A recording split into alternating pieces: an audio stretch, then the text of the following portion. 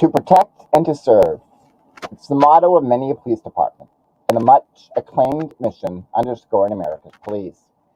While many might subscribe to this motto as an accurate representation of law enforcement, there are some stark inconsistencies and contradictions strewn about the statistical data and facts. Research and evidence, for instance, that has led to movements such as Black Lives Matter and calls to defund the police.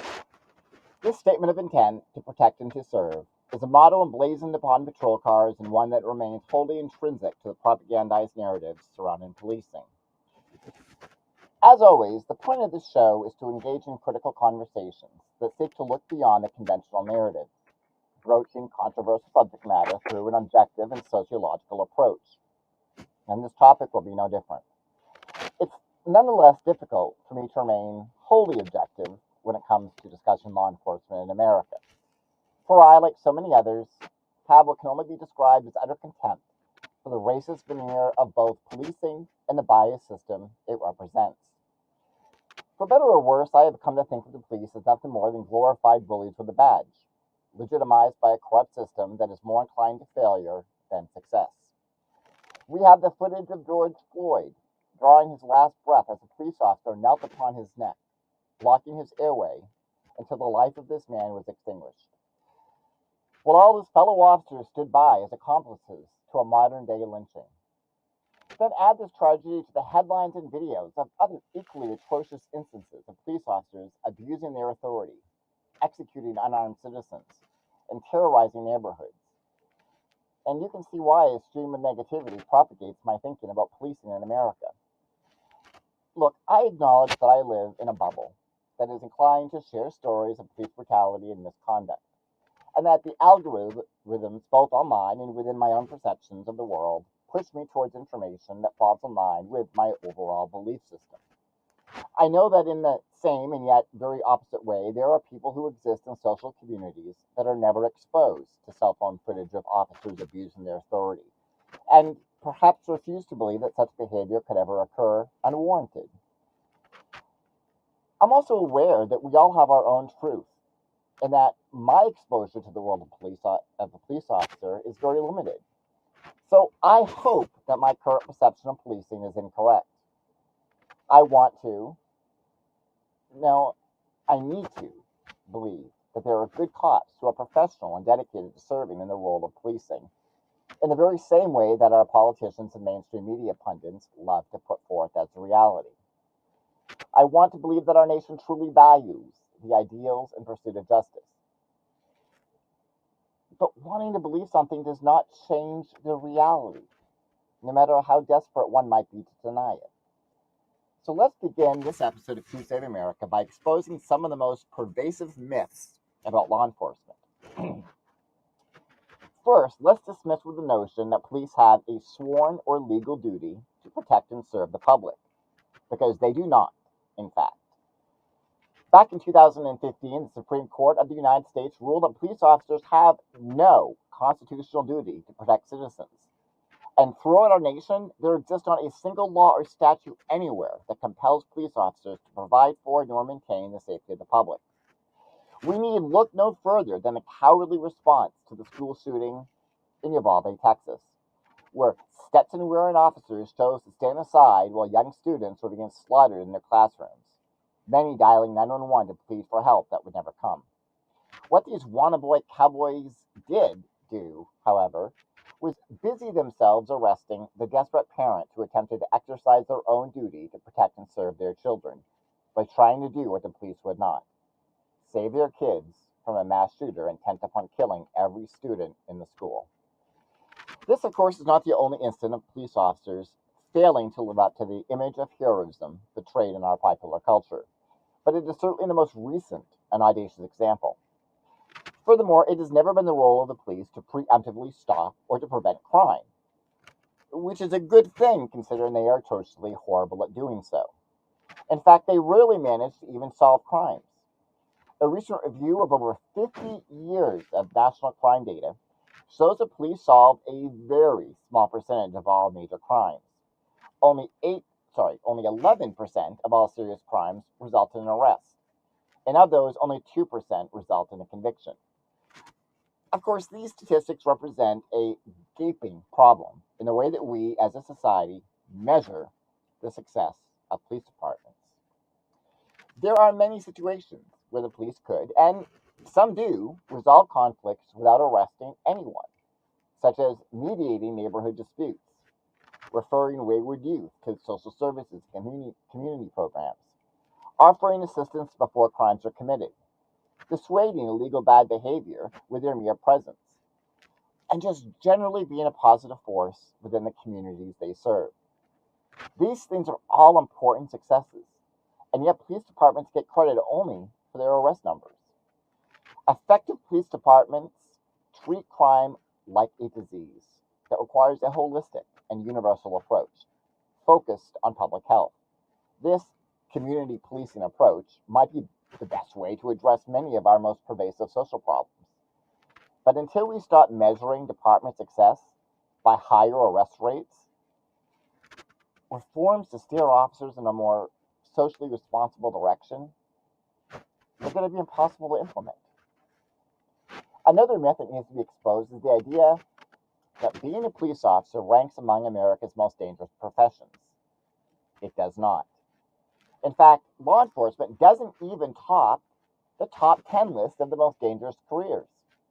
It's far more dangerous, for instance, to be a truck or taxi driver, or a fisherman, a construction worker, a logger, an electrician, a pilot, a steel worker, a roofer, or a sanitation worker. This list of the most fatal career choices comes directly from the Bureau of Labor Statistics. Now, this is not to imply that being a police officer does not come with its own unique risks and dangers, and cops are both killed and injured on the job. The point here is not to suggest that officers don't risk their lives, but that the risk is nowhere near the level of concern that the public has been sold. And it certainly doesn't come close to the dangers that can occur when citizens are being policed by cops who have an exaggerated perception of the dangers they face, and so choose to live by the rule that it's better to be judged by 12 than carried by 6. This is a deadly mindset that often results in unarmed citizens being killed by the very people they trust to protect them. Moreover, the true dangers of policing do not justify the intense militarization of law enforcement that we have seen in recent decades. These realities must be acknowledged and expressed through better training and a vastly different approach that prioritizes de escalation over subduing through violent force. Because we cannot have a citizenry that is more fearful of those who defend the law than of those who break it. To introduce the next hard truth about law enforcement profession, I want to tell you a tragic story. On April 26, 2003, a man shot and killed his estranged wife in front of his 8-year-old daughter and 5-year-old son before turning his weapon on himself. His actions left the city of Tacoma, Washington, reeling. This tragic event was not the man's first foray into the world of crime. Back in 1988, the man had been accused of and even confessed to raping a woman he had been dating. He also had a history of sexual harassment in the workplace. For example, he once endlessly pestered a female employee to join him in a threesome with his unwilling wife. This man, we are told, is the type of person that the police and legal system is supposed to protect the public from. But here, as in so many other cases, both the police and the criminal justice system failed his victims, both past and future, by allowing a dangerous predator to run loose in his community. But as you probably have guessed by now, there is a whole lot more to the story than just a criminal who escaped the long arm of the law. You see, this man was a cop. And at the time when he murdered his estranged wife, he was the chief of the Tacoma Police Department. Back when he confessed to raping the woman he was dating, well, he was also a cop. And he was protected by a boss that refused to forward the criminal complaint to prosecutors after the man apologized and professed he was now a born-again Christian who would never, ever do that again. It wasn't until after the murder-suicide that the Federal Bureau of Investigation launched an inquiry into charges of improprieties involving the man's hiring and ascension to the chief of police. While this level of violence and mental instability is on the far end of the spectrum and a rare occurrence, it is sadly too common for people in law enforcement profession who struggle with anger issues and self-control. 2 independent studies have found that domestic abuse occurs in approximately 40% of police officers' families. And this is in stark contrast to 10% domestic violence rate for families in the general population. Extensive research from other studies confirms that family violence is 2 to 4 times higher in the law enforcement community. Officers accused of domestic violence or harassment can be found on nearly every level of the department's hierarchy, and most keep their jobs and are never, ever held legally accountable for hurting members of their families. The image of the heroic cop protecting and serving their communities, well, that's largely a pervasive myth, fictionalized by dramatic TV shows, motion pictures, and the lore of a criminal justice system that has never truly existed in reality. News reports reveal a staggering epidemic of law enforcement personnel who betray the values and position of authority ensconced in the badges they wear. We are fed the myth that incidents of police abuse, criminality, and misconduct only represent a slim minority, the proverbial few bad apples analogy that is so frequently touted in the aftermath of a highly publicized event involving misbehaving cops. But is this an accurate assumption to make? The fact is that nobody really knows, due to a shocking lack of empirical studies and evidence about police crime. Agencies keep records of officer misconduct reports, and they are many, but few that are properly investigated, and these misconduct accusations rarely lead to any type of consequences. It's hard to determine how many misconduct complaints are legitimate within a system that is notoriously protective of its own. But we do know that police officers are punished or arrested at a far lower rate than other citizens. In the wake of the 2014 police shooting of Michael Brown in Ferguson, Missouri, the general public began paying more attention to the problem of police misconduct and excessive use of force. As a result, the Department of Justice released federal funds to allow a group of outside investigators, all with PhDs, to conduct a research study titled Police Integrity Lost, a study of law enforcement officers arrested. Without any official records for reference, the researchers on the project were limited to creating their own statistics by uncovering mainstream news reports that across the country that were published over the course of a 7-year period. In other words, the data had to be newsworthy to be available. The group's findings were presented to the Department of Justice in a 671-page report that examined 6,724 criminal cases against police officers.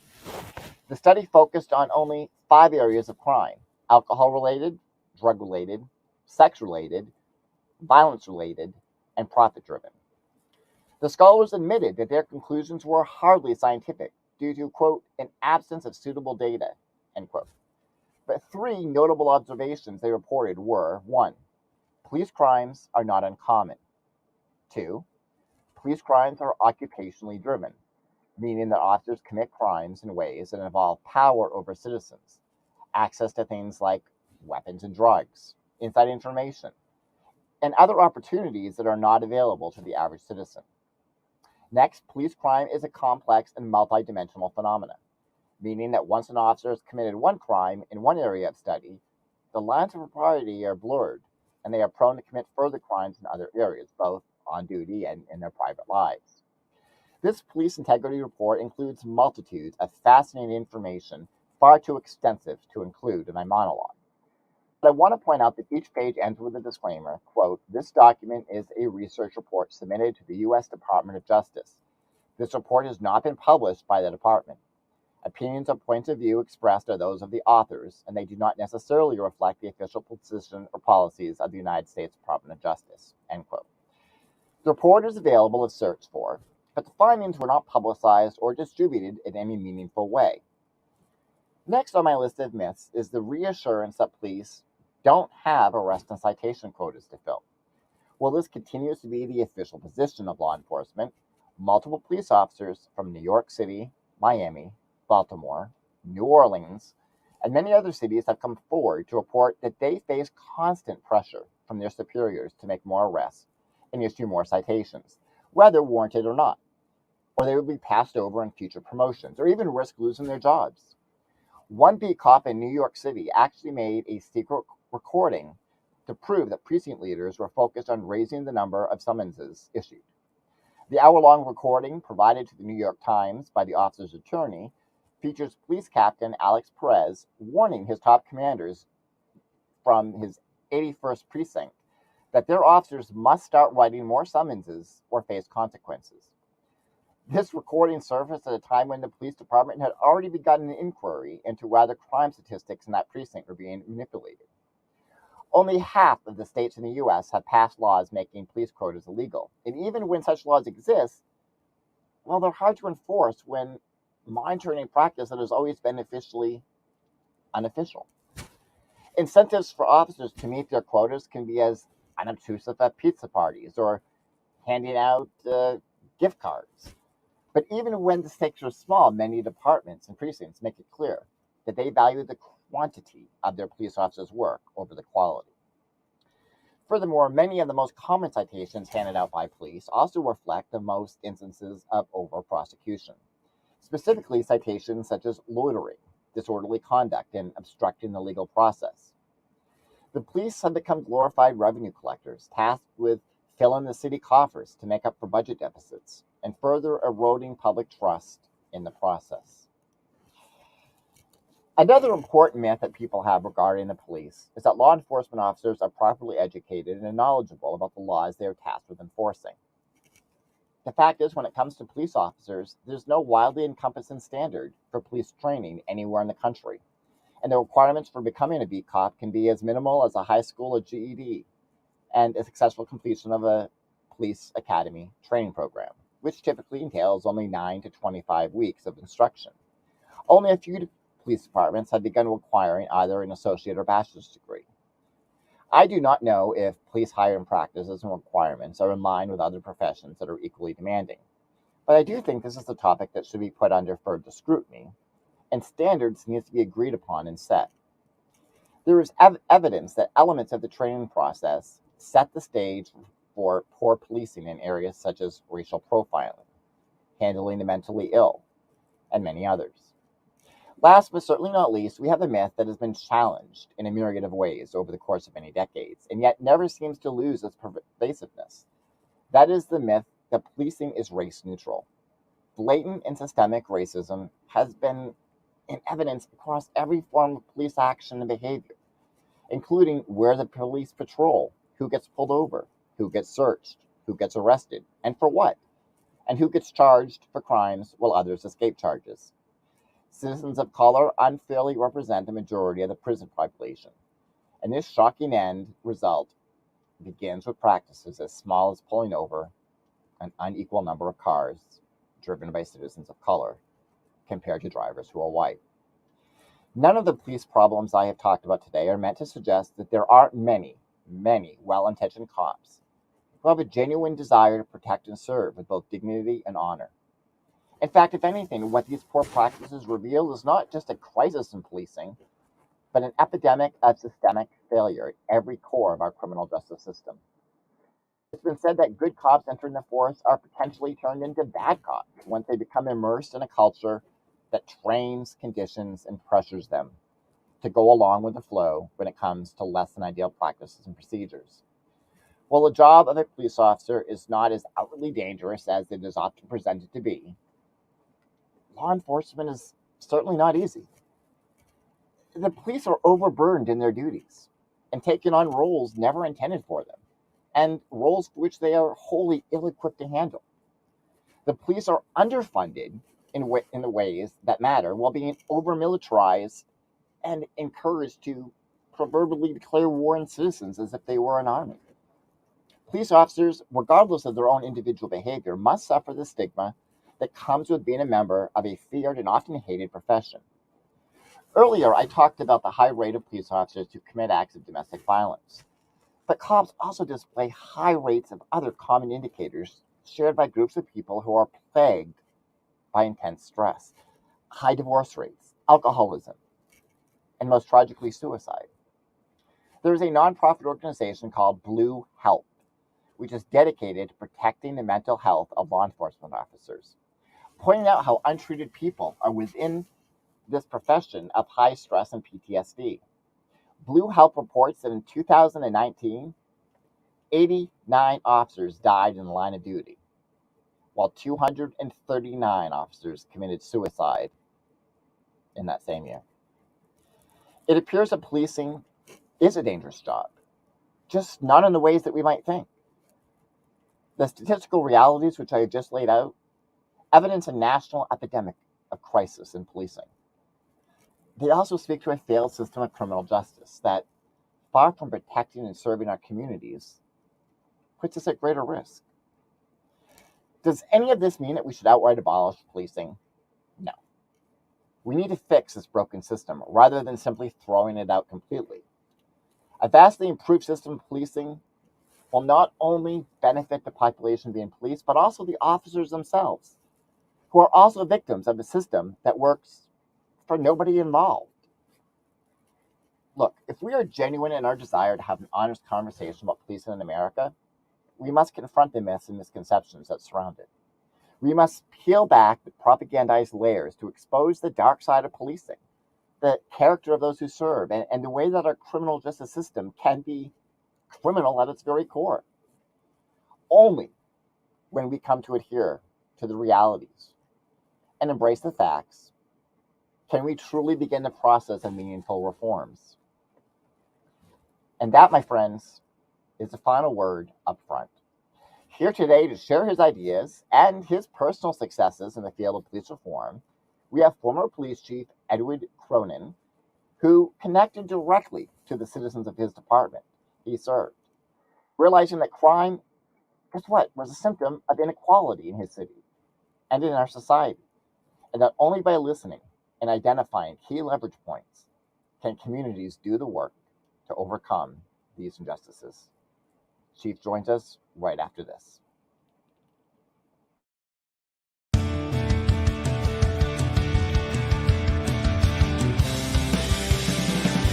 Save America.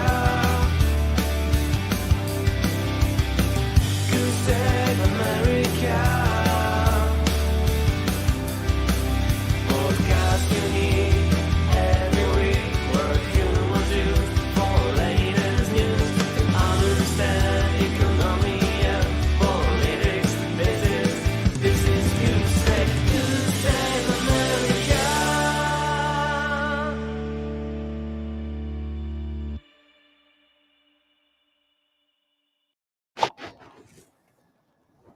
And welcome back, friends. Joining me right now is former police chief Edward Cronin, who is going to discuss his ideas and his experiences in the law enforcement profession and how he helped to make a difference.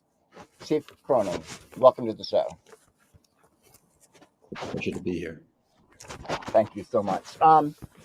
So I want to begin by having you share a little bit about yourself and your experiences as a police officer and a police chief. Sure, I'd be happy to do that. I've been in the law enforcement profession for well over 30 years. I started out just as a police officer. And I was fortunate, I didn't think it at the time, but I didn't get the job till I was 27 years old. And listening to some of the things that you said about the requirements for police officers, age makes a big difference, I think, when you're coming on this job. But anyway, I worked for 15 years in my police department, and I became a detective sergeant. And then I began working internationally, being the first police, leading a group to go over to Russia in a police exchange after the wall came down. That was followed by CBS and other people. And I became a de facto spokesman for American policing. And eventually the State Department got a hold of myself and a nonprofit, and we began doing exchange programs. And I ended up being a police chief from all the leadership experience I had in another city.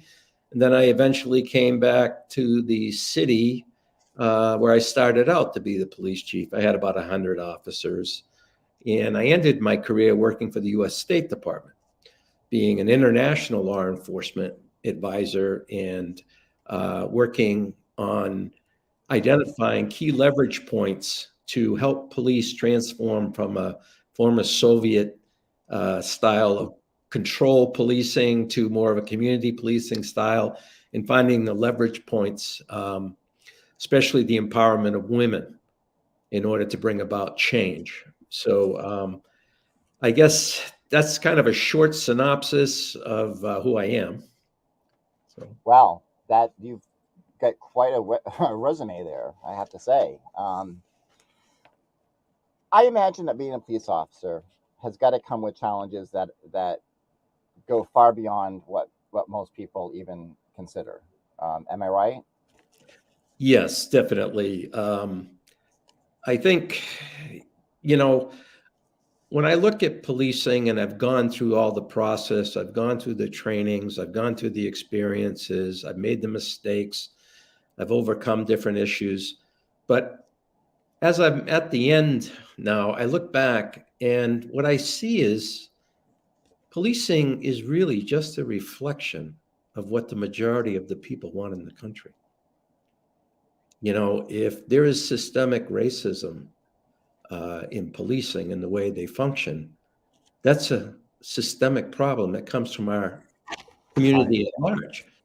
And that is some of the work that I did when I was in the city that I was in, the last place where I was a police chief, where we identified that the crime was so heavy in our minority community, and we were using traditional methods of enforcement and things of that nature. And frankly, it didn't work.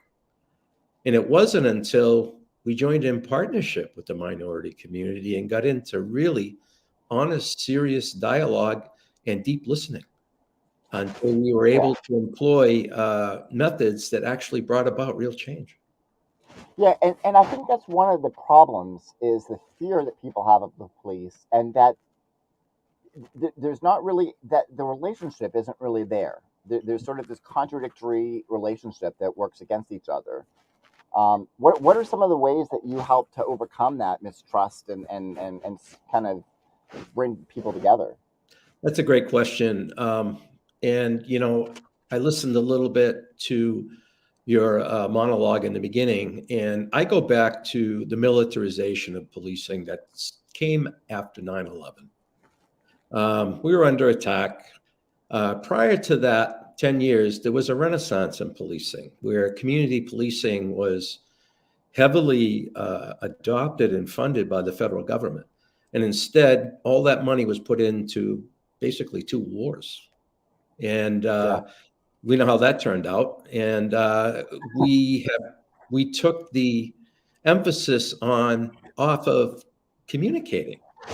Uh, I had in my city, you know, I've just touched very, very quickly. We had an incident where a young black youth was killed by a police officer. Um, and it was a tough, really tough situation. He was driving a car, he was driving away. The officer thought he was going to hit another officer. But the bottom line was in our city, we had a very strong relationship of honesty and transparency with our minority community. And after the incident happened, we had protests, but we didn't have any violence. As a matter of fact, we had advocates in the community who wrote articles in the newspaper saying the police were the only ones who were transparent. So, in my estimation and in my experience, it can be done. But we need to start from a different place from where we've been in the last 12, 14 years. I think another problem, and I know that the words like defund the police mean different things to different people. In digging into that, what I think it means, or what it should mean, is the police have so many roles that they've been kind of thrown at them that they never wanted and were not intended for, and are just ill-equipped to handle. Dealing with the mentally ill, for instance.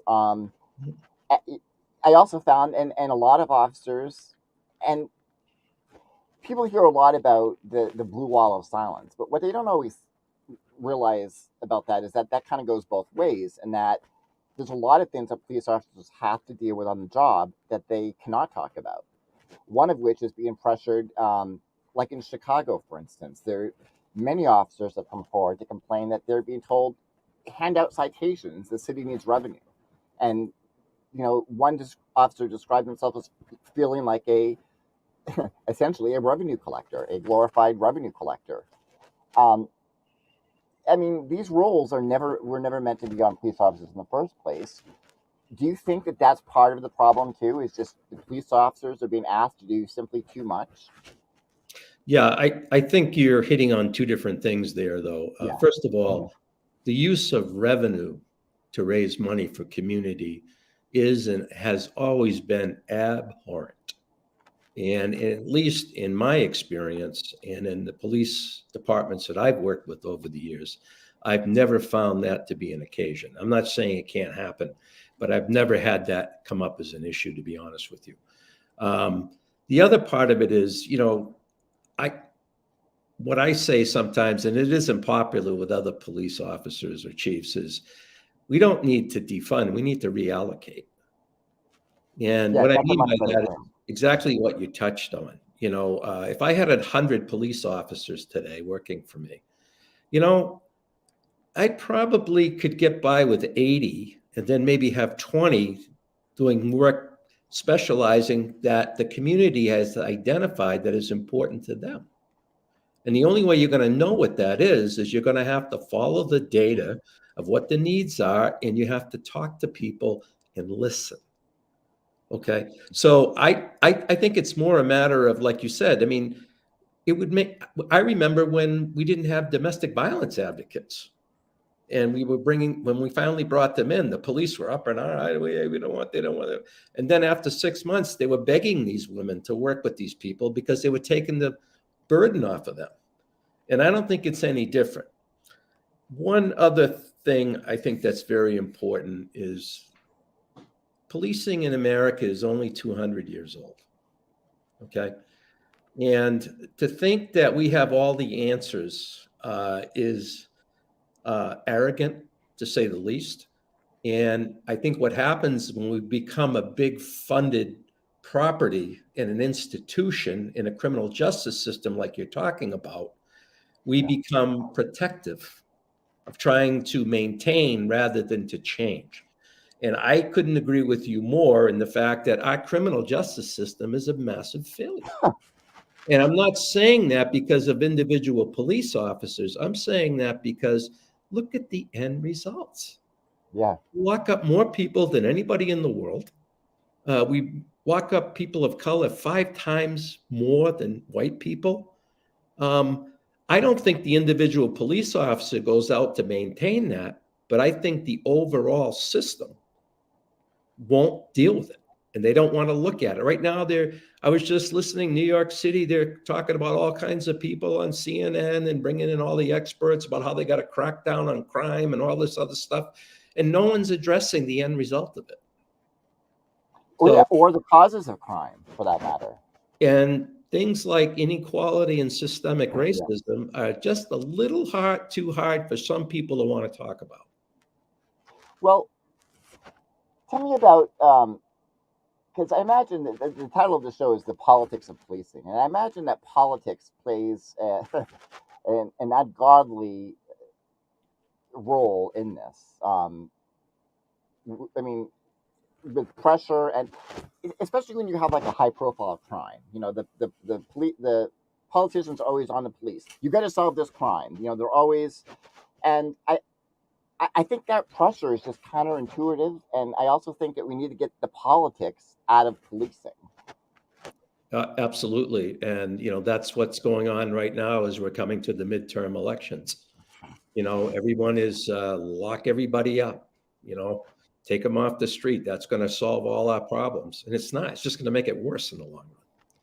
But you're absolutely right. And that's where we got to be careful, because when we look at the police, as a leverage point to change a lot of those things, we're not addressing the underlying issues. We need to be looking at what's going on in our society. Look at the history of how police were used to oppress Black people. They didn't come up with that idea. Rich people came up with that idea. How to enslave people, how to take their rights away, how to keep them from voting. We're still fighting that issue. So I say that the best hope for us in policing is to do what I think I tried to do, is become a leader, to be outspoken for democracy. Okay. And when I was in working with the Latino community, we had a higher murder rate in the capital city of Boston and a failure rate in high school of 40% of kids dropping out before graduation. And then when I finally decided that this enforcement thing isn't going to work, and we started using other methodologies, all right, like actually having conversations about systemic racism, about taking drug money that we confiscated and making jobs for at-risk kids, all right? Today, the city of Fitchburg, where I was, had one murder last year, and the dropout rate is down to 8%. Okay, what I'm trying to say is there are a lot of good stories out there. And one of the ways I did it was to take my white privilege as a white police chief, speak in front of my white community, and advocate that we were going to do these things. Otherwise, it wouldn't happen. So, we can make changes, but we have to have the courage to ask ourselves, what do I do to make the problem worse by going along with this? Yeah.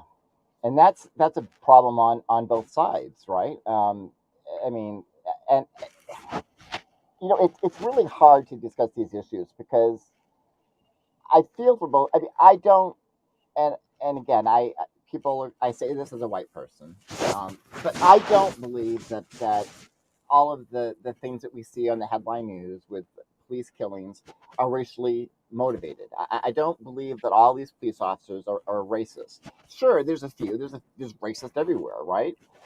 And I recently came across an interesting study too that when it comes to police shootings, cops and non-cops, black cops and white cops, in simulations, tend to shoot people of color quicker than white. And again, this is non-cops as well. And what that tells us is more about, as you said, how people of color are portrayed across the full spectrum of society.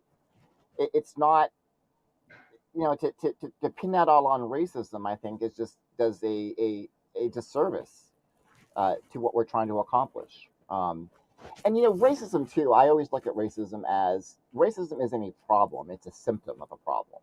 And if you don't get down to the actual problem, then you're not going to accomplish anything.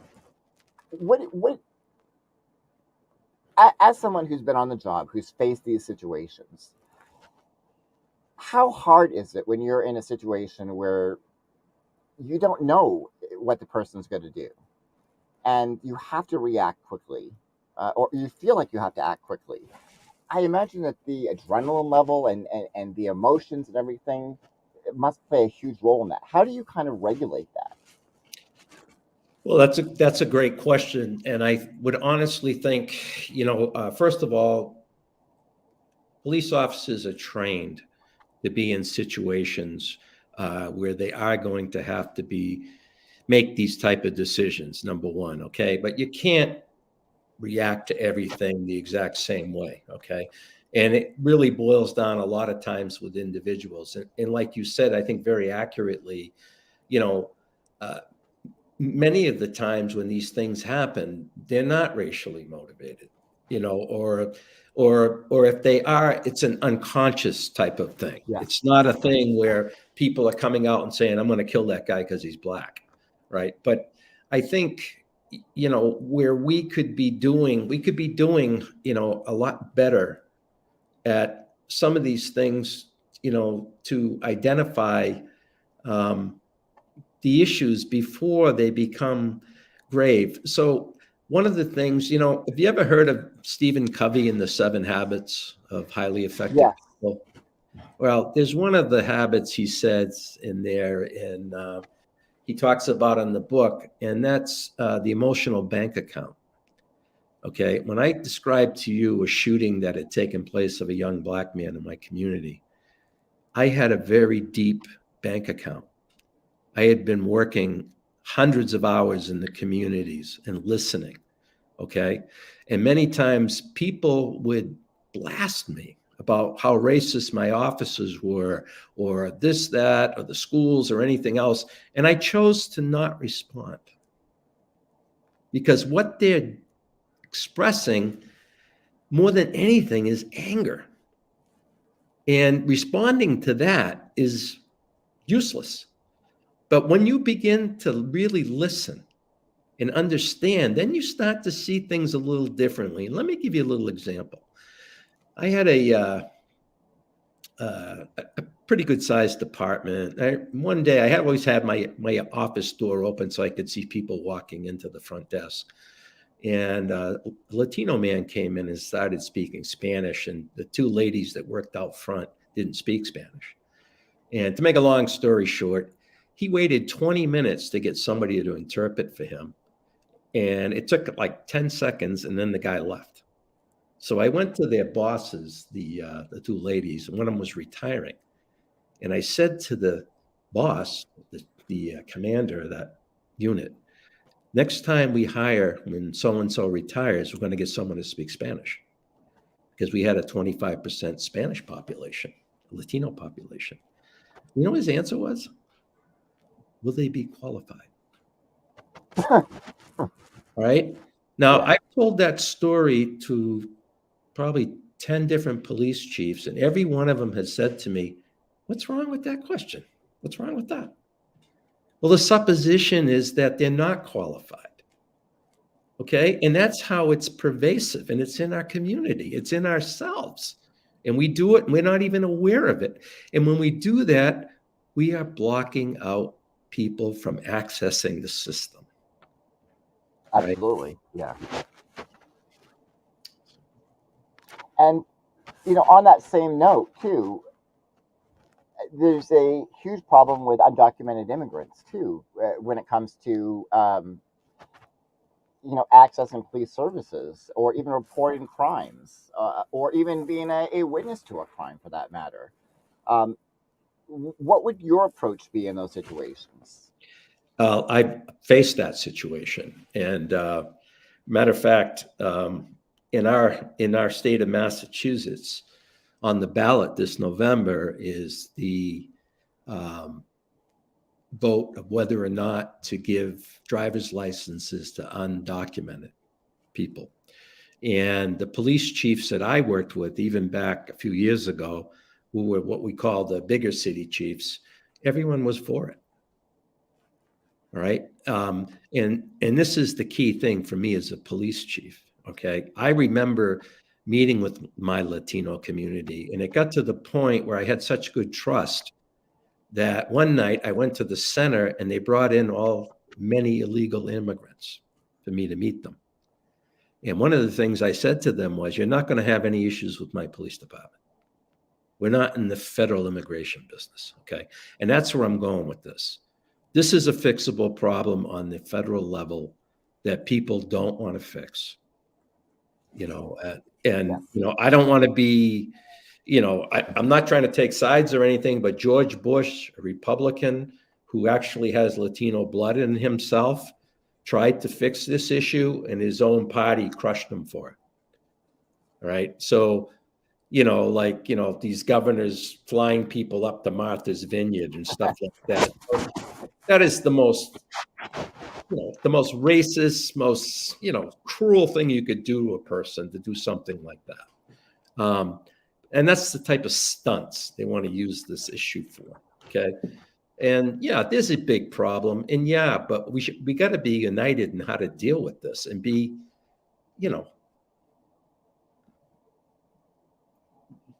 be compassionate, and be, correct about what we do with these are people. Nobody's illegal. People are undocumented. Yeah. Well, and you touched upon something too. There seems to be a striking lack of compassion in this country. I mean, we are so divided. Everything's political now. And I think that the police, well, no, I know the police have been caught up in the middle of this. I mean, you're the ones that have to deal with the confrontations in the streets. Um, I mean, here in Seattle, I mean, we had protest and there was this whole city block or I think it was two city blocks that were taken over for a while that were, I forget what the demilitarized zone or what, I forget what they called it. I think it was called Chaz. And again, I can see both sides of where that is. And the problem is that we don't tend to look in the middle. And the middle is really where the problems seem to be. Right. And but my original question though is, and again, this does go back to this whole political aspect of it, is how do we tone it down in this country so that we are being compassionate and we are, I mean, we're not so divided.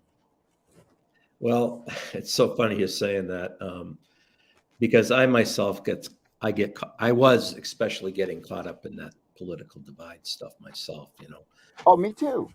and I try to ascribe to living a good life as best I can. I make a lot of mistakes, but I read something recently. It's a spiritual thing, but basically, God takes us all as we are, period. And whether you're a Republican or Democrat, he loves you the way you are. And I need to be, if I'm going to try to imitate the best I can of what God is, and I got to take people where they're at and not apply my agenda to them.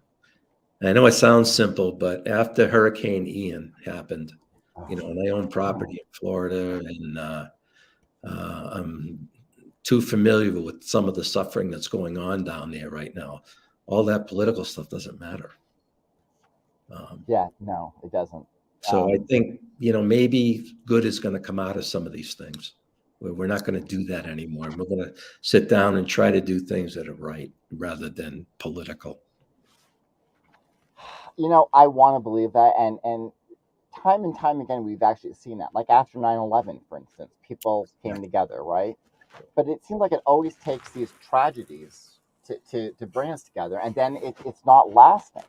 Mhm. And a part of that, and I, both parties have just disgusted me in the games that they played, because that's really what politics has become. It's become a very cruel sporting event. Mhm. And when it comes right down, I mean, Congress is not acting as they should. They're not legislating. They're just passing the buck to the court. They're giving stump speeches and such and such is.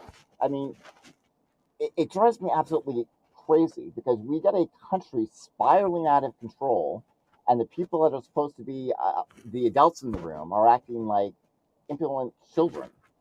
That's a And sad thing, but it's true. yeah, and like the criminal justice system, no, nobody wants to in office wants to fix it. They'll talk about it, and again, like you said, the midterms are coming up. So now you hear, one group, oh, lock them all up, and everybody wants to be tough on crime. And tough on crime, like you said, is just so asinine because again, it doesn't address the root problem. I mean, it's again applying a band-aid to a gaping wound and expecting it just to go away.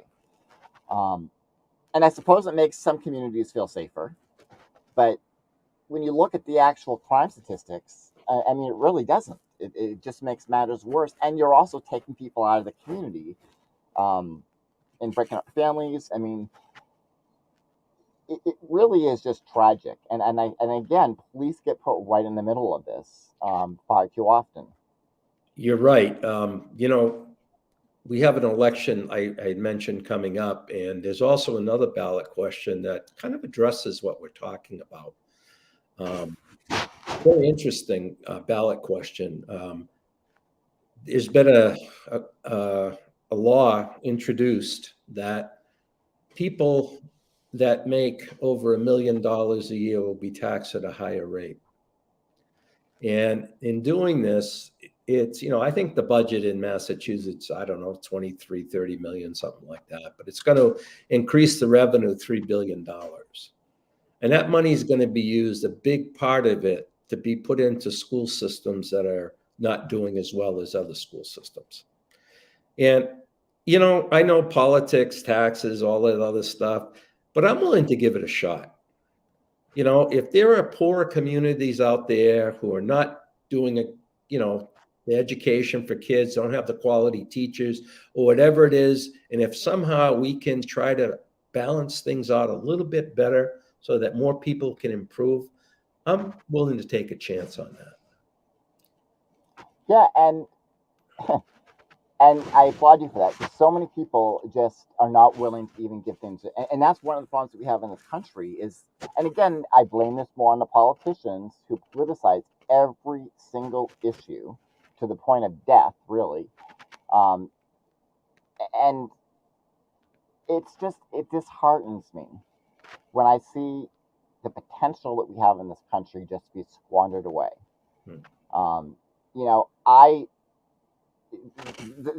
The name of the show, Coup Save America, is kind of a play on words in terms of like what happened on January 6th. But when I look at that, I don't really see that necessarily as a coup or an insurrection. I see that as a desperate cry by people who want representation, right? I mean, I don't agree with what they did necessarily. I'm saying that, again, I saw that as another symptom of a problem that we're not addressing in this country. And my fear is that we're going to see more of that if we don't address these fundamental problems. Education being one of them. I mean, healthcare being another, the environment being another. Criminal justice reform, I mean, that has to happen. That is essential. And I don't know. It just seems like we're willing to focus on the symptoms, but not the problems. And Right. I'm not even sure most people know what the problems are anymore. I think you're right, when it's an interesting point you made about that big event on January 6th. I was appalled by it, especially the police officers who suffered for it and everything else. Yeah.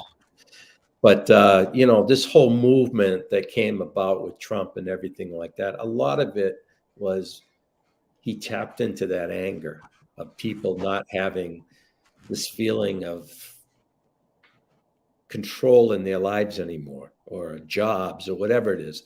And hopefully, we'll be making changes in the next 10, 20 years to balance things out a little bit better for people. So there are more jobs that people can hold on to, like they're building that chip factory out west or wherever the heck they're putting it there.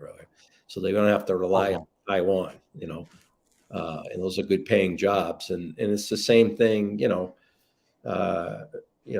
in Massachusetts, we have a lot of high-tech companies here. We do pretty well. But we need to be looking out to expand things for people so that they can get opportunities. That's very important. Yeah. What's your position on police officers in schools? That's a great question. First of all, I'll answer the first question when you talked earlier about the different qualifications for police officers. Oh, sure. Well, one of the things that I learned through some of the courses I've been to over the years is the human brain doesn't fully develop until it's 26, till the 26th age, 26 years. Yep. And we can hire kids at 18, 19, 20, okay? And the last part of the brain to develop is the frontal lobal part of the brain, which is reasoning. Okay. So what we're doing and still doing is we're using a military application to bring people into police work. Like you said, they're not, police are not questionable about their qualifications for doing certain things. Well, that's because policing has changed immeasurably since the 50s and 60s. You have to have more skill sets, or at least you have to branch them out to other people to help you do the job. So I think, education is extremely important. When I first got educated, and I write about it in the book that I just wrote, Just Policing, I really sought out what I thought was the best education I could find. And unfortunately, when education started for policing in Massachusetts, especially, a lot of the programs that were put out were, very, very poor. Many times officers weren't even showing up for classes. They were getting degrees to get raises and things of that nature. And I think a lot of that has kind of finally gone away, that you really have to do regular college work and stuff like that to get it done. But I think being exposed to a good education is critical for police officers, in that, 90, like you said, you didn't hit the numbers, but 95% of the work that you do has nothing to do with cuffing people. Okay. It's understanding life. And the more you can get exposed to that, the better. One of the suggestions that I would bring in to change policing, and well, we would train police officers, take whatever you want, 26 weeks, whatever it is you want, but take them out of the academy a month at a time and put them into poor neighborhoods. Put these white kids that didn't grow up in these neighborhoods, working with minorities and minority mothers and single mothers, in a non-crisis situation where they can really understand what these people are going through. Oh, absolutely. And matter of fact, Bratton did that in New York at one point, before he retired as a police chief there. And, I have international experience. I work quite closely with the Swedes. The Swedes have a 2.5-year training program. All right. They basically get a college education while they go through their training. They get so many months, they go on the street, they come back in.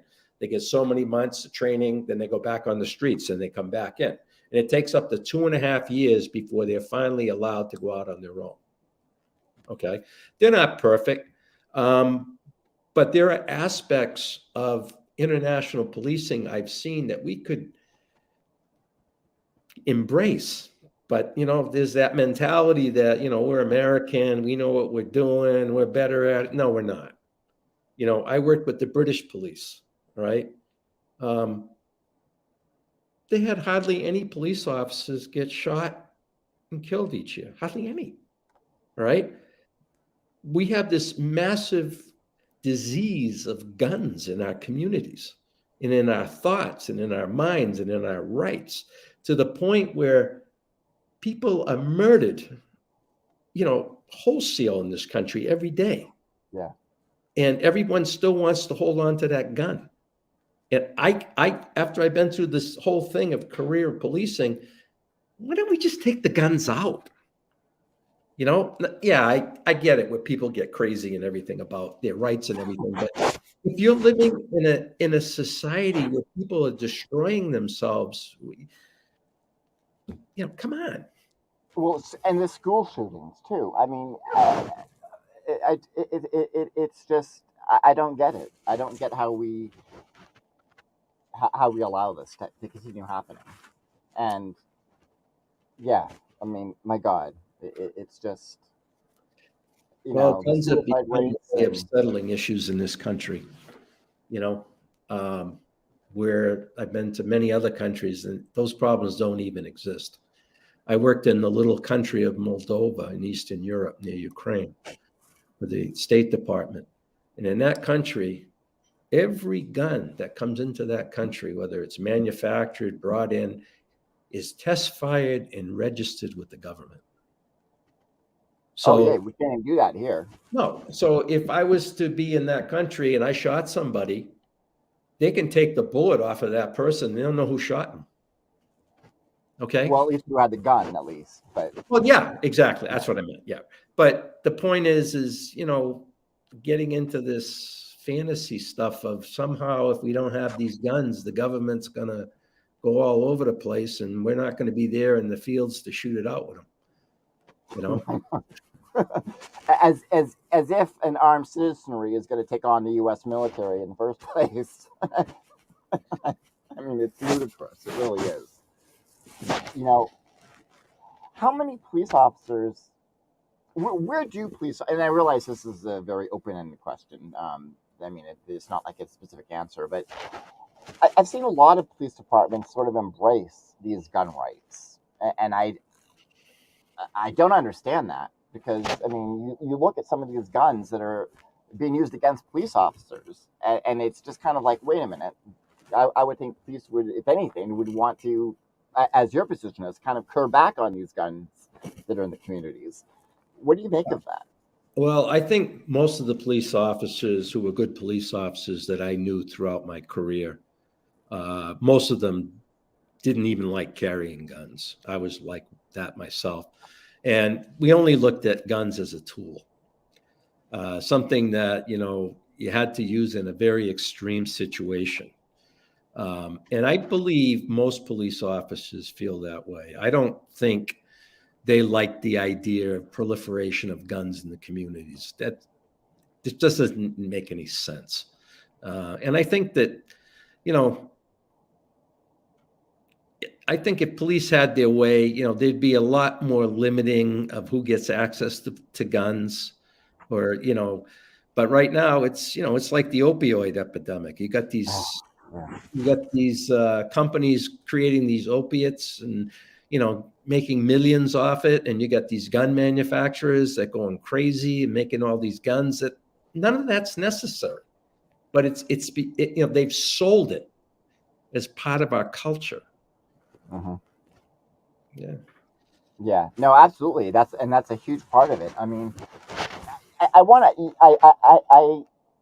am a big fan of Sweden and a lot of their progressive policies, and so I want to ask you, because I didn't realize that you had been in Sweden. Do the police officers there even carry guns? Yes. Do they? Okay. Yeah, they do. And what is just very broadly, of all of the countries that you've been to, which one would you say we should replicate the most in terms of success rates and safety rates and so forth? Well, I think it's a hard thing to try to apply from one culture to another. If you ask me the question of which policing model would I love to have in the culture where I'd seen it and have that culture here, it would probably be England. Really? Yeah, England has their police officers don't even carry weapons. Very, very little. The violence rates that they have there are infinitesimal compared to what we have. The Swedes do a good job too. They're a pretty well cultured people. But the thing that the trend is going on in Europe right now is they have a conservative trend right now because they're getting massive immigration from everywhere, from Syria to Ukraine and everything of that nature. So they're starting to get that ugly head of, anti-immigration, and we don't want them. Italy just elected a woman who's a very right-wing anti-immigrant person as a president.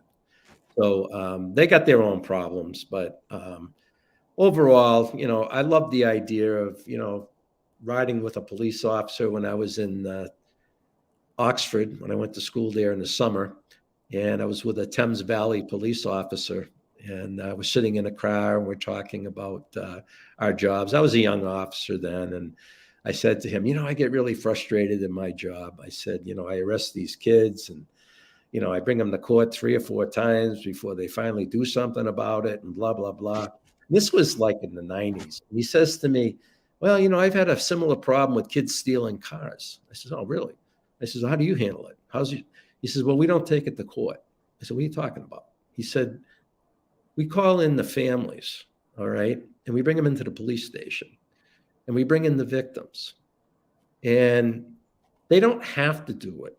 And we can go to court, but oftentimes we'll bring them in and they'll have what they call these circles where they'll have discussions about the crime that took place and how it affected the victims. And the victims will speak up.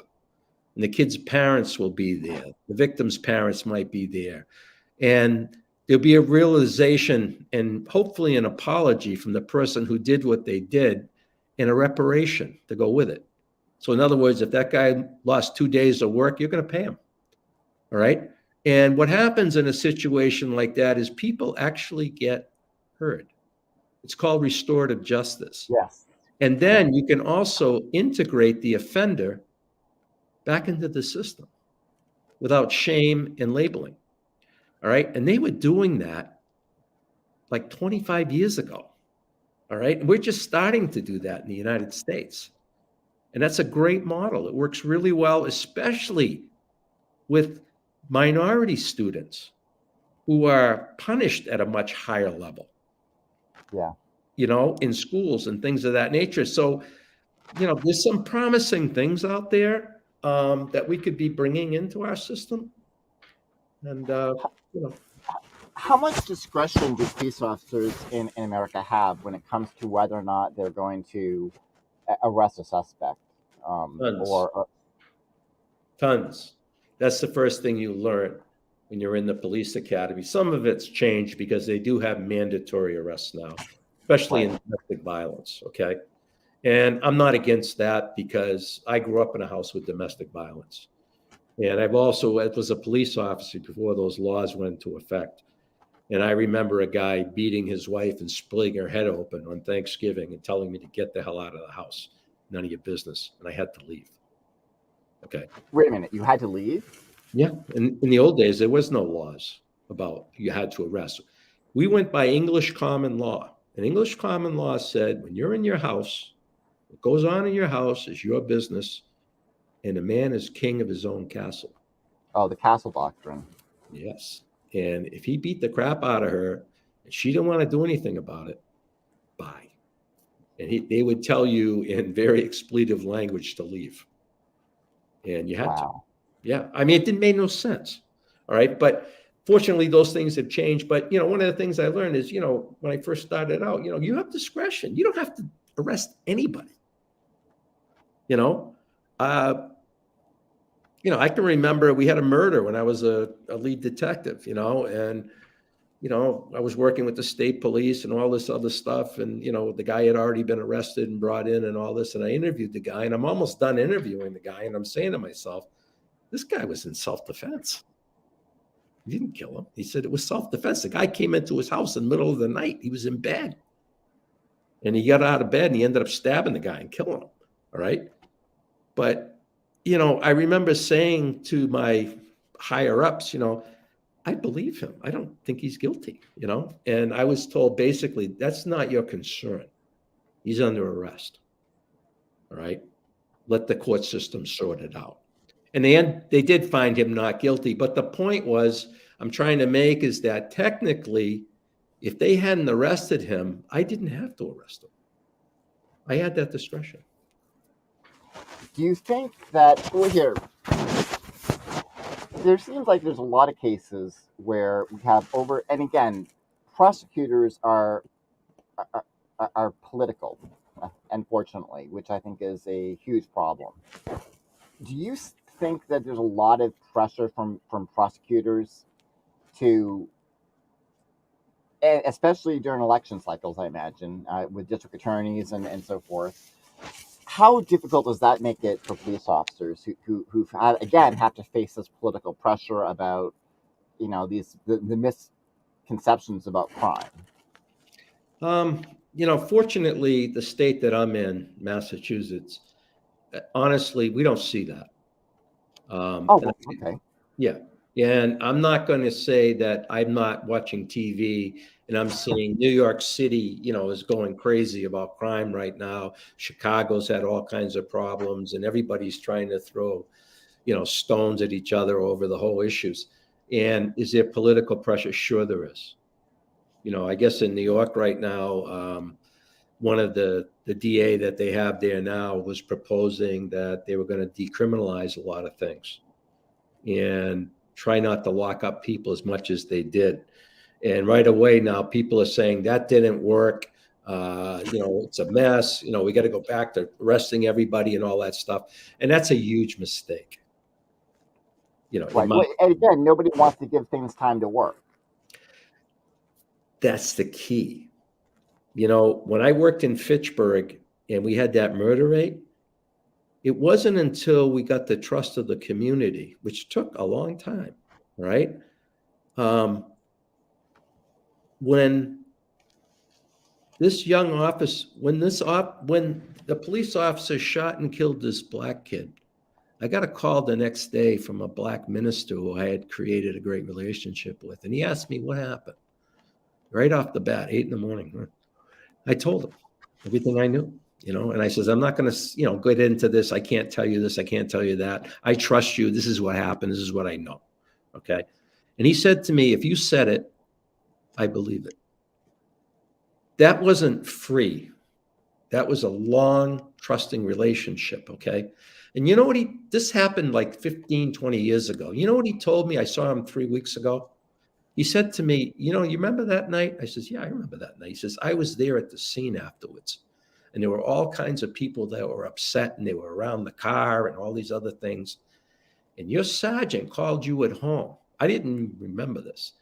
And he said to you, Chief, what am I going to do? There's all kinds of people all over the place, And I said something to him like, well, are they violent? He said, no, they're just all upset.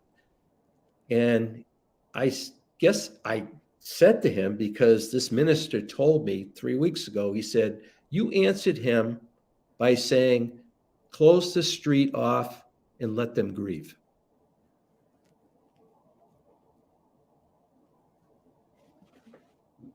Wow. I've never read that in a police book. Okay. Well, but it makes sense. Yeah, but the only way that you can do this is you've got to be close to the people that are affected by this the most. And when you have high rates of minority violence, guess who the victims are? It's the minority community, right?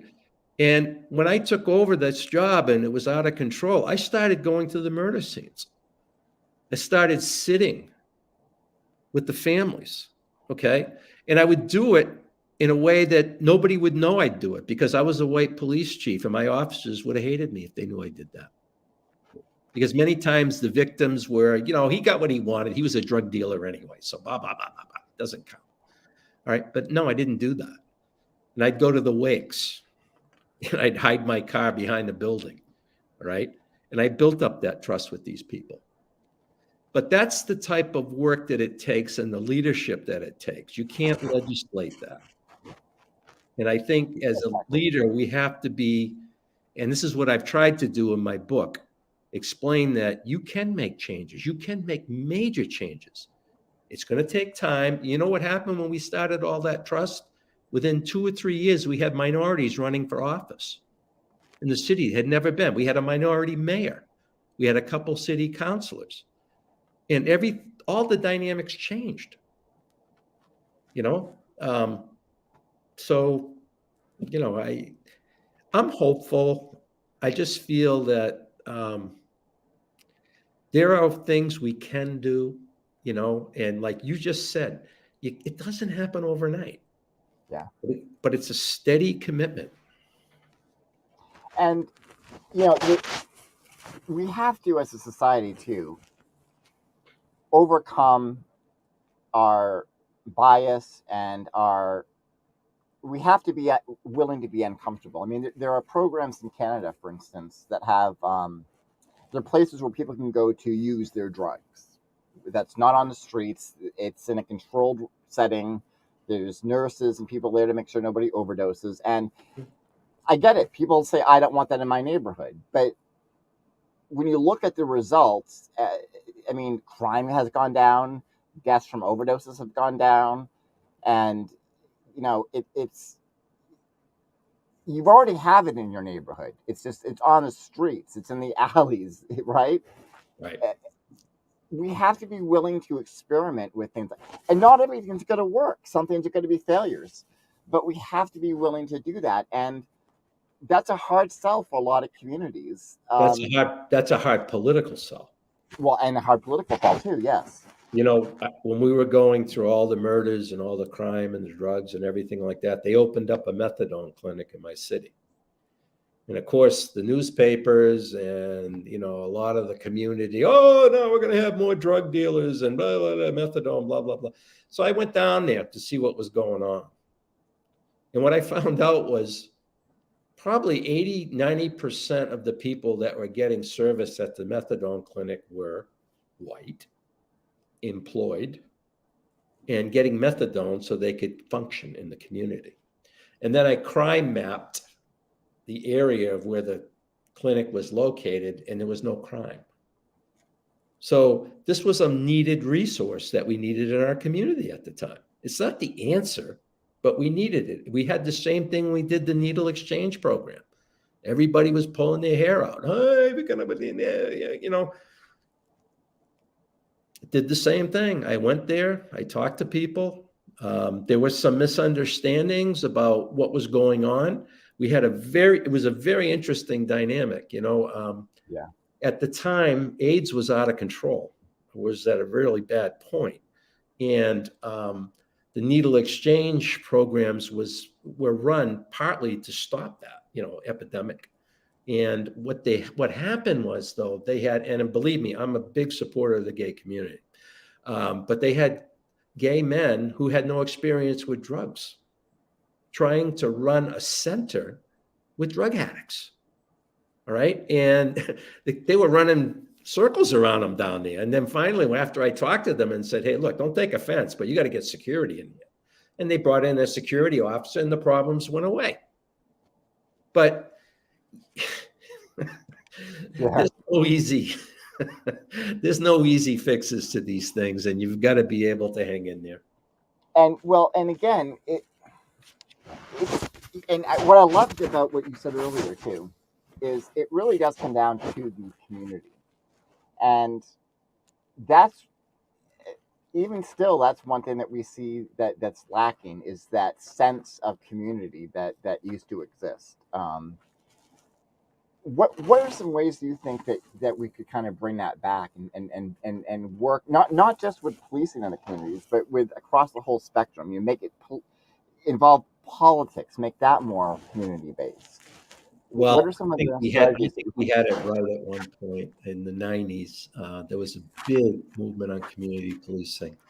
And it was kind of funny because it started actually back with Joe Biden. And basically, Joe Biden, Clinton, and those people, they came out with this put 100,000 police officers on the street type thing. But then they also created what was called the community-oriented policing office. And one of the things that came out of it was they had some really smart practitioners and academics go into the Department of Justice and give out money to police departments throughout the country to experiment in community policing. And I was a police chief during that time. And the money we were getting from the federal government, we could use to do community policing programs. And I can remember going to conferences and, you know, these are big conferences, and 20% of the people that were at the conferences weren't even police officers. They were people from neighborhoods going with the police. All right. Really? Yeah. So what happened during that time period is we made tremendous inroads into the communities. All right. At least they did in my department and what I tried to do. And when 9/11 came, boom, that money took off. It's gone. All right. So the federal government could go back to come out and to say, refund police departments and say, hey, here's the problem. All right. Tell me how you want to solve this and let them stop putting in applications. And you know what happens is they compete. And before you know it, police officers and police departments and communities are coming up with tremendous programs that are grassroots. But we don't have that anymore. We have the militaristic model that we have now. We have a big percentage of guys that came back from war that are coming to the job. They don't have, you know, machine guns and tanks are not the skills you need to work on the streets. And it's nothing against veterans. I love veterans. But the model's changed. Yeah, this kind of goes back to what do the politicians expect from the police in terms of the militarization? I mean, what rationale possibly goes through someone's mind? You know, we need a tank to go down Main Street, USA. I don't understand. I mean, as someone who's been on the inside of policing, Mhm. I mean, and and I'm going to go to an egoistic type of position here too.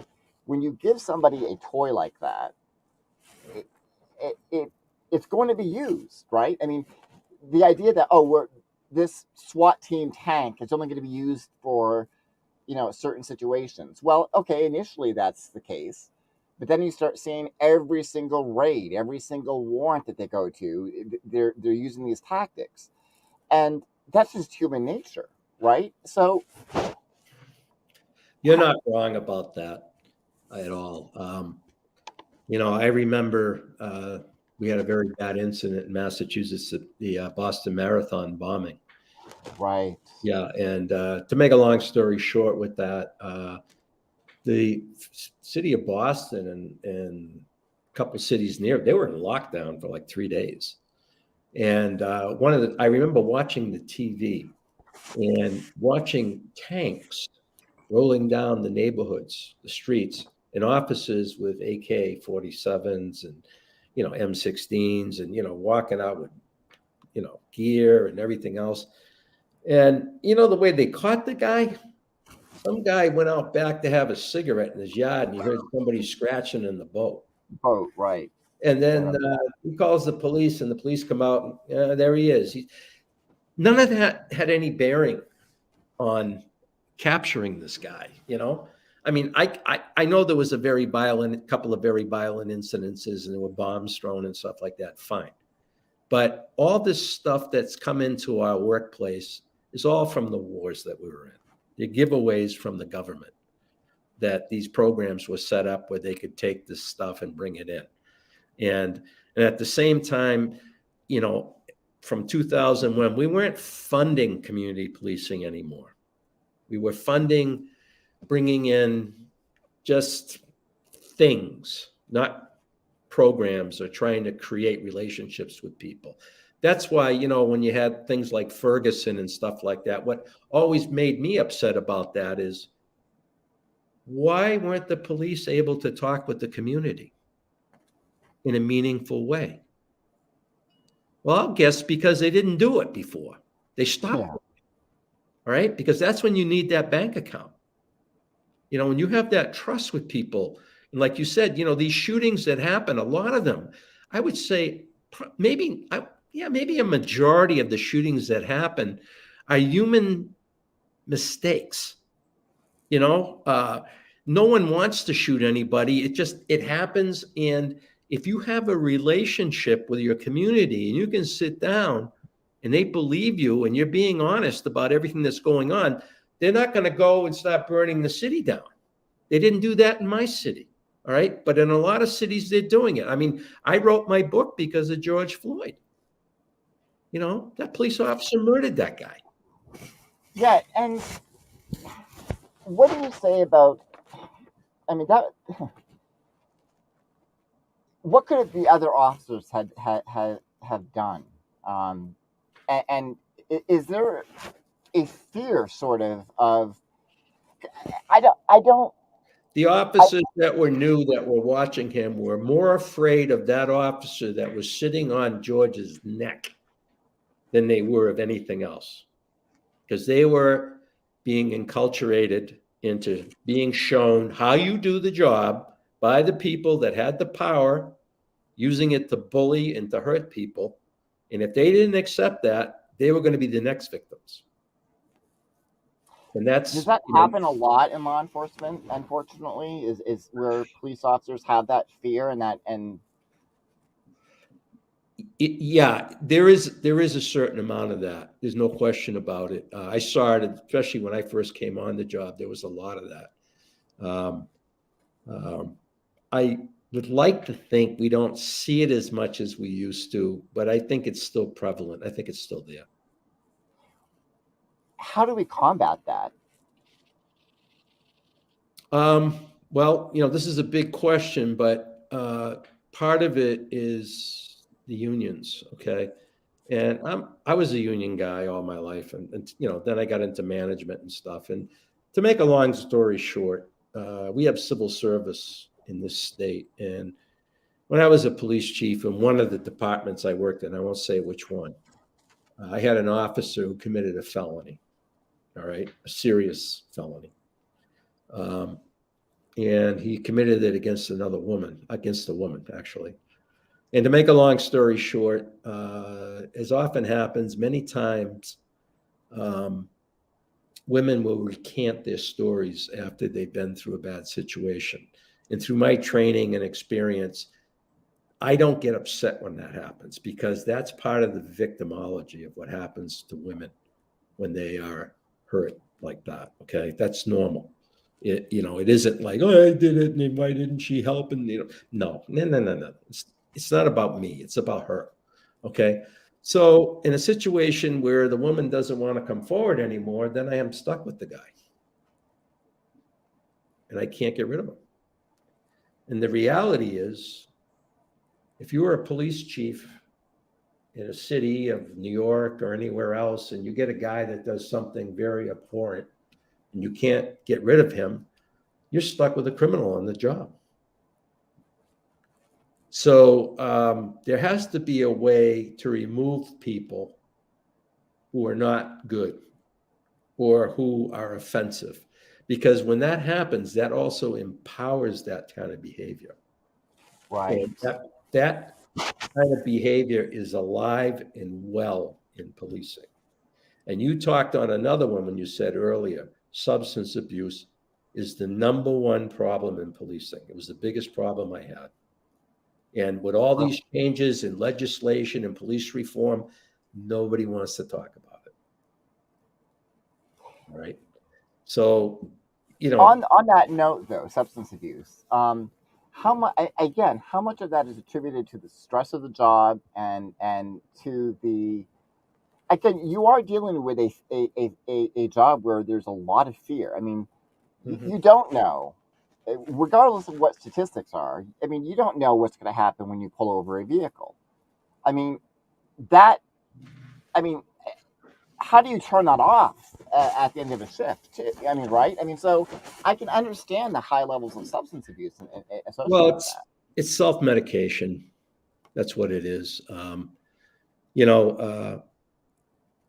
My father was a World War II vet. He had PTSD and all that stuff, and they didn't understand it in those days, and they didn't care. And I can remember him, jumping out of bed in the middle of the night and getting under his bed because the bombs were coming, and living with that kind of behavior. And not at that. Well, I shouldn't say not at that level, but a lot of that goes on in policing. When you are in a situation where, like you said, something happens, well, a lot of times, a lot of quiet things happen you never hear about. Like I can remember standing outside on a porch, for several hours trying to talk a guy to come out of his house, and then he blows his head off. All right. And that doesn't even go in the newspapers. All right. But I remember jumping out of bed a few times after that happened, hearing that gunshot go off. All right. And cops go through this all the time. It's a very, it's extremely difficult to live a normal life when you're an active police officer and you're involved in these kind of situations.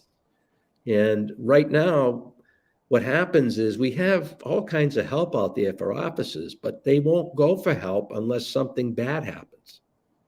I call it like, the only times when I was a chief 7 years, nobody ever came in my offices and said, I need help. It was always when somebody crashed and burned and they wanted to save their job, then finally they would get help. Well, what are the repercussions for even asking for help as a police officer? Because, I mean, is there not a fear that, if I ask for help, I might have to take a time off, or maybe I'll be passed over for future, promotions? I mean, there's got to be that kind of, yeah, exactly. The stigma. Yeah, and I think,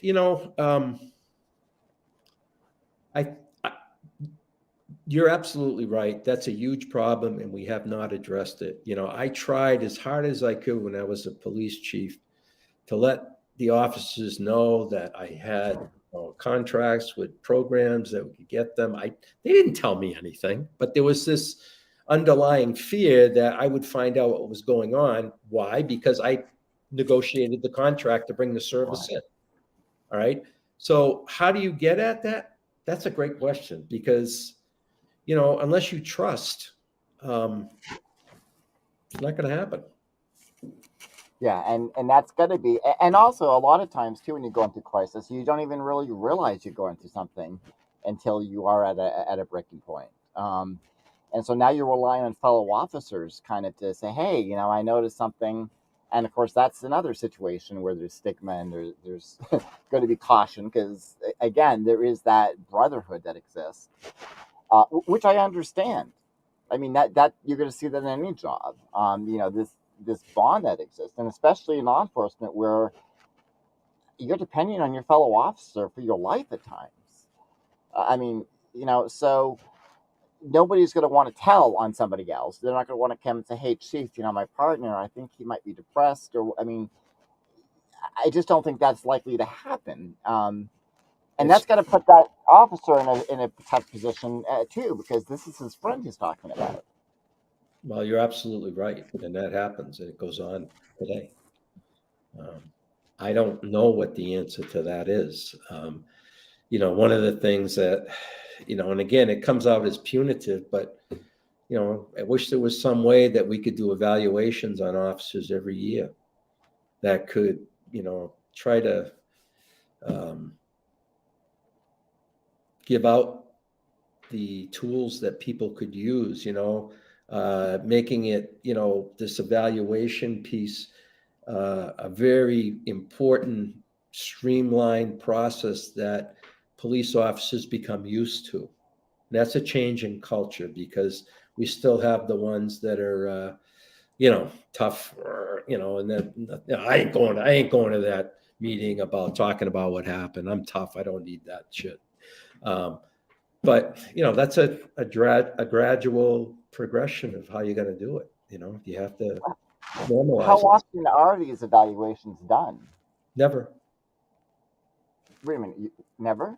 The only time they do evaluations after you're hired is if you create a problem, or you've been involved in an incident where you acted irrationally or something of that nature. But if you could be functioning out there every day of the week, and if no one makes a complaint about it, no one's going to do anything about it. So there's no mental health evaluations after hire or at all without an incident? Zero. Wow. I did not know that. And again, I'm not saying this to be punitive but forget the stigma of mental health. This is a job where people, for the officer's own benefit and for their own health, I would think that there would be some sort of a evaluation process. Well, in all this reform, do you ever hear anybody talk about it? They won't talk about it. Even the politicians won't talk about it. And these, people, there's nothing wrong with asking for help. I'm an alcoholic. I haven't drank in 40-something years. Okay. I went to therapy. I needed help at times. So what? But there's this stigmatism, of, if you can't do it on your own, then you're weak. And, somehow we need to normalize a process, like you were just saying, that, it's okay to get help. Well, it's ironic too, considering that police are in a profession where they help people, right? People go to them for help. You would think that stigma would be less so on police, who understand the value of help. But, and they also carry a gun and have the right to take a life if they have to. That in and of itself is, an extreme privilege. I don't even know if I want to call it a privilege, but something that you may be called to perform. So you need to be of the best fitness of mind and body. What does something like that, having to take the life of somebody, justified case, what does that do to a police officer? Well, usually I've read on average within 5 years, they're out of policing.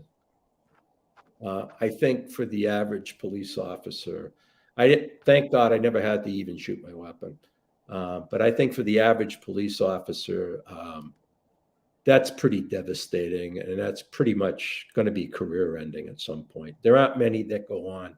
Some do. There are some that can do it and do it in a healthy way, but some just, they can't do it. They start drinking, or I don't know.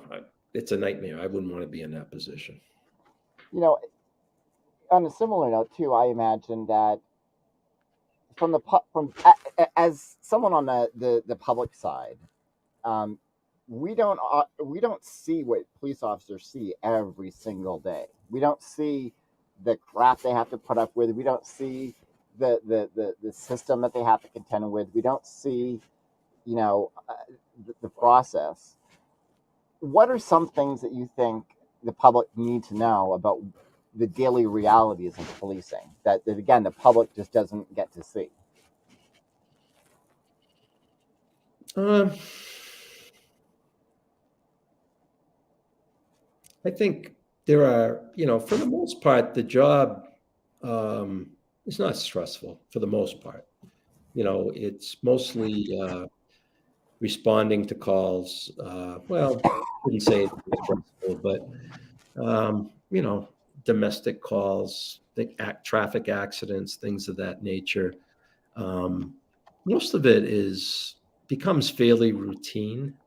But you do have those incidences where things get crazy, and I think to answer your question is the best way I could answer it is what people don't see are the big crisis situations that you're in. Okay. I can remember, years ago on a 4th of July, or it was a Labor Day weekend, it was a holiday. We were very shorthanded in my department. I was a young police officer. I had to take on a guy who was twice my size, who beat up his wife. I had to try to arrest him. And I remember him knocking me down. He tore my shirt right off my back. Finally, I got some help. We were able to put the guy down, bring him in. And like one of the guys said to me later, he says, I thought we were going to have to shoot this guy. It was that bad, and after you've been through a situation like that, and again, that doesn't appear in the newspaper, but those are the type of things that happen that, they kind of like leave a mark on your soul. And unfortunately they happen, like I told you about that fella, one day I was working on a Sunday morning and some guy shot his wife. I went to the house and again, we were shorthanded. I didn't even have a backup. I had to go upstairs and to this apartment. And the lady says to me, oh, he just left. I go in and the woman's lying on the floor and she's bleeding. And I bend down, take her pulse. She's got no pulse. I try to puff air into her and it goes out her back. Well, they didn't teach me that in CPR. Okay. So I end up looking, and then the ambulance guy is standing over me and he's saying, hey, let it go. She's gone. Let it go.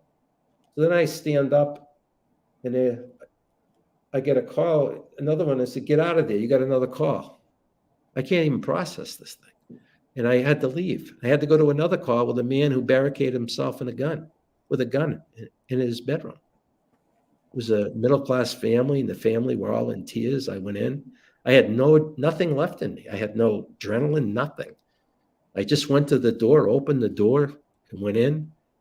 He's looking at me with the gun in his hand, and I went up to him. I just took it away from him. I'm not a hero or anything like that, but these are the things that happen. But I want to read I don't know if you can see the comment that someone just put, but Mr. Cronin renews a wee bit of faith in the blue. And I absolutely agree with that. Thank you, Thomas Fair. You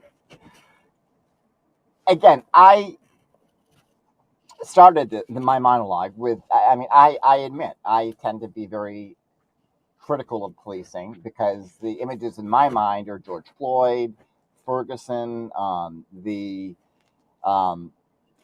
and I don't want to generalize, but I'm just going to ask.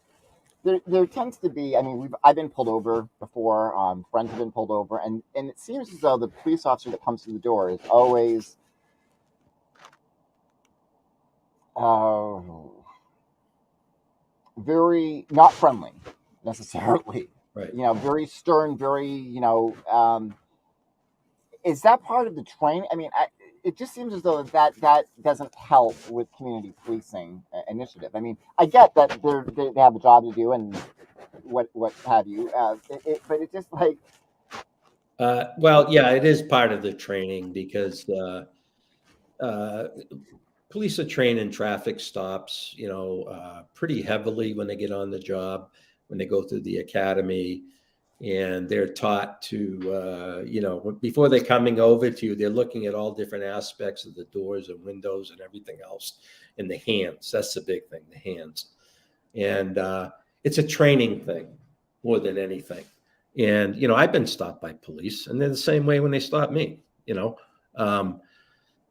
best you can do in a situation like that is just keep your hands in front of you and, give them what they need. And, hopefully it goes well from there. But I'm not saying that's a perfect situation. And by the way, when I listened to your monologue in the beginning and a lot of the things that you said, I don't take offense by that. Okay. A lot of that is just anger. Like we were talking about before, when the Latino mothers were yelling at me and screaming at me and saying my officers were racist. Well, just take it. Don't worry about it. Black lives matter. Of course they matter. Police lives matter. Don't start. That has nothing to do with the issue. yeah, It's not a tit for tat thing. It's a way of saying that we've been oppressed. And statistics show that we're victimized much more heavily. And we're sick of it. All right. And if I'm an educated police officer, which I think I am, and I look at the raw data, they're right. Okay. So, and how much of that is the laws that are on the books too? By that criticism, and you shouldn't. Yeah, and when you mention that oppression too, I mean, this goes back to a lot of times. I think that again, we're expecting a certain thing from police, but we're not understanding the broader system, the laws that are in effect. There's laws on the books that cops are not even aware of, or they are aware of, and they're like, this is absolutely absurd.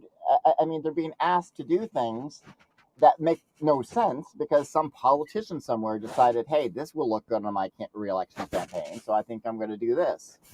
And and unfortunately, the police are put in these situations, where there's really no win.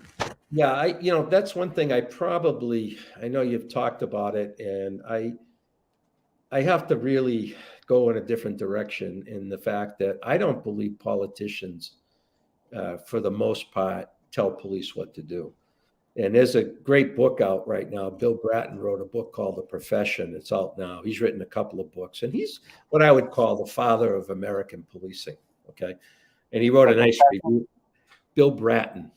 He was the commissioner in New York and also the commissioner in LA and the commissioner in Boston. He's the father of American policing today. And he talked about Giuliani when he worked with him and how Giuliani wanted it to be his police department. And he had a very low opinion of Giuliani, and he let him know it too. All right. And Bratton had pride, and he wasn't going to make the mayor the police chief. Okay. So he resisted it very strongly. Now, I'm not saying it can't happen. I'm sure it happens. But, if you're in this profession, this is the way I look at it. Okay. You put your hand up and you take an oath to serve. All right. And I took that seriously. And that means I have to perform my job fairly with everybody. And I have to sacrifice my own well-being if I have to. And that also includes the status of my job if I have to. And if you don't have the courage to do that, then don't go in the profession. Yeah. Is there a problem in America where there's a the standards that police departments look for are kind of being whittled away because there's a need for police officers, and there's not a huge pool of applicants willing to take the job? I think right now there's, from what everything I've read, there's a downtrend right now in people wanting to get into policing because of all the negative publicity, and I think it's real. But I also look at, you got to look at things factually. I'm a facts person. I'm not an anecdote person. Okay. When I did the changes that I implemented in the police department where I worked in Fitchburg, I started the flip. I found the leverage point where we changed the community, changed the crime rate, began to include a process that brought the minorities into governing and everything else. All right. We were able to make some pretty significant changes, and I think that we can do things differently if we choose to want to do it. Okay. If you just want to go along with the process of what's going on out there every day in and day out, there's not going to be any changes. But you have to be able to put yourself out there to make the changes that need to happen. Yeah, and it takes a lot of courage for you to take on that position because, again, I mean, as we discussed, I mean, a lot of things are not going to be popular with either the community or the police officers that are under you, and I mean, like, I really took it to heart when you talked about going to like the funerals and kind of having to park in the back, and knowing that many of your officers wouldn't be so happy with that, because that's what community policing is, right? It's about being in the community, not just the good parts of the community, not just when it's convenient, but be there integrated into the community. Right. We're kind of running out of time, so I wanted to talk about your book. Mm-hmm. Can you kind of tell us what the book is about? Sure. Let's have the title again. Where can we buy it? Yeah, it's Just Policing is the name of it, and the subtitle is My Journey to Police Reform. And it's a personal memoir, starting from when I was a kid, why I got into policing, and my own troubles and experiences before I became a police officer, and my evolution on the job and where I ended up. I worked police chief in 2 different cities, and I worked internationally. I had offices in Siberia, Moscow, St. Petersburg, Odessa, Moldova, Chisinau, you name it. I've worked in a lot of places, and I've seen a lot of policing in my day. And I've come out with a lot of what I'm talking about in this program that we're doing now is in the book, a lot of these stories. And it's a story of how, you can look at the world differently, that you don't have to get caught up in what the system tells you have to do. Get yourself a good education and figure out what's going on in your community, and don't be afraid to take chances and have the courage to do it. And, I'm a systems thinker. All right. And I always look at the problem as, don't look at the symptom. So when crime's happening and fire and shots and people are getting killed and everything else, I finally realized that wasn't the issue. The issue underneath was people being blocked from the system. Can you imagine throwing 40% of the kids out of high school on the street? And I went up to the high school one day when I was chief, and the disciplinarian was outside screaming. I wrote about this in the book, at a Latino kid, and saying to him, Jose, in 2 weeks, you're 16. And in Massachusetts, I'm throwing you out when you're 16. That's how they dealt with the issues. And where do those kids go? they go to the gangs. And then they become my problem. Okay. This was a huge problem before it got to me. So being able to be intelligent and then using your privilege. I'm a white guy. And when I stood up, when we did the process in our community, we had over 40 representatives. First time we had minority people, we did a systems process. And when they came out with the two things we had to address, one was systemic racism, the other one was job for at-risk kids. 3 white leaders in the community stood up and said, we're not talking about racism. And I stood up and I said, and used my power as a white police chief and said, yes, we are. And I got adopted by that community that day because they trusted me. So the book is about my experiences. You know, when I was working overseas, I also found leverage points in that I was working with corrupt police departments, and the way I found people that weren't corrupt was the women police officers. So Really? I empowered them. And now today that country is doing very, very well. And 2 or 3 of the people that I worked with in the system over there are now very high-ranking government officials. And they have a woman as a president who's a graduate of Harvard University. So there are ways you can fix things. And anyway, the book is available on my website. It's www.justpolicing.org. And you can get it through there. It's also on Amazon and Barnes and Noble, but the website is the preferred way for me. I make a few more bucks on it that way. So, yeah. So Great. Thank you so much for joining us. And please, justpolicing.org, correct? correct. Please buy the book. Chief, you've got an extraordinary career. I mean, there are not many people who have been, internationally involved as yourself, and you know, you're the voice that we really need to hear from, right? I mean, we need to see people like you on CNN, MSNBC, Fox News, because your expertise is invaluable. And again, we also have to for people that are on just like myself, we have to overcome our own biases about the police, and we have to be, able to say, look, it's easy to say, oh, that cop must have been racist for doing whatever, that. But we need to look at the system much more broadly.